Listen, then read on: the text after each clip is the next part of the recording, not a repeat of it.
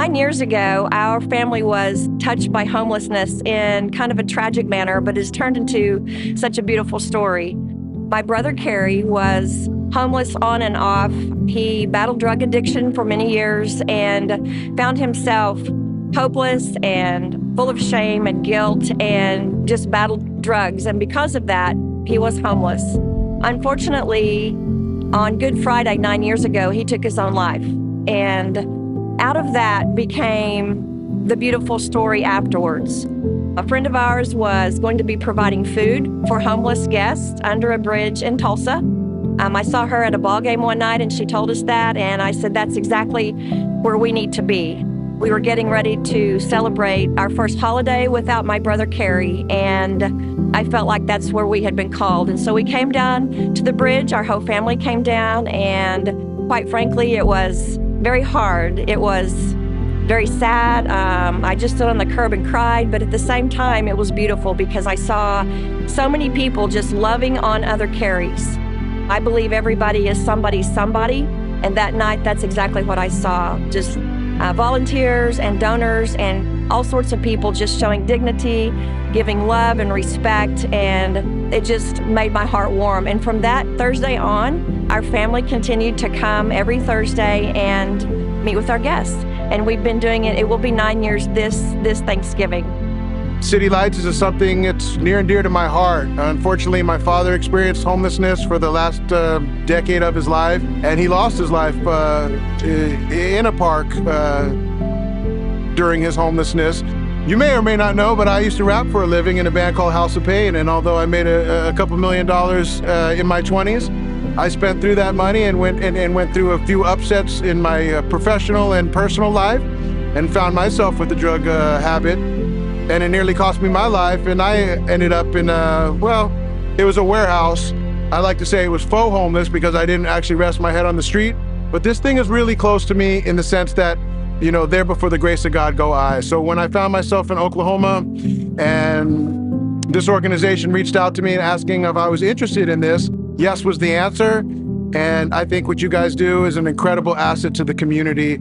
Unfortunately, like every community, there's a portion of the community that are suffering, whether that's drug addiction, mental illness, or just, you know, going through a bad streak, and they find themselves homeless. And so I'm glad that there's services like you guys provide.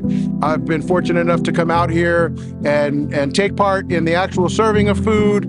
It's something that I care about a lot, man, and I'm glad that this resource is here because we live in trying times right now, and a hand up is something that is always an asset to a community. So thank you guys for what you do, and look forward to being of service whenever I'm needed.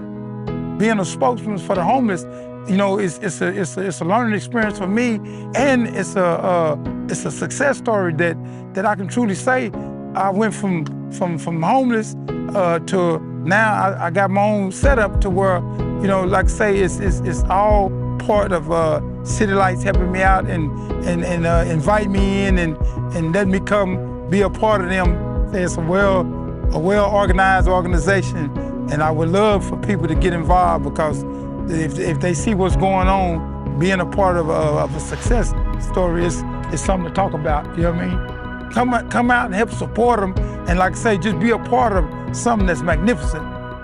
Hey, City Lights family, we have had a crazy last couple of years with a lot of hard work. We are so excited about the ways that you have come alongside us and about all the things that are coming in the future. We've lost about 15 or 16 of our friends throughout the last couple of years, and that has really had a tremendous impact. But what we know is that those relationships mattered. The work that we do matters, and the people that we get to do it alongside matter. And so we feel super grateful to be able to be here, to be with our friends, and to be trusted with their stories. Homelessness touches everybody, whether you see it on a street corner, whether you have experiences with it in your family, or whether you experience it yourself. What we know to be true is that the thing that battles all of the trauma and the mental health and addiction and all of those things that go alongside it is community.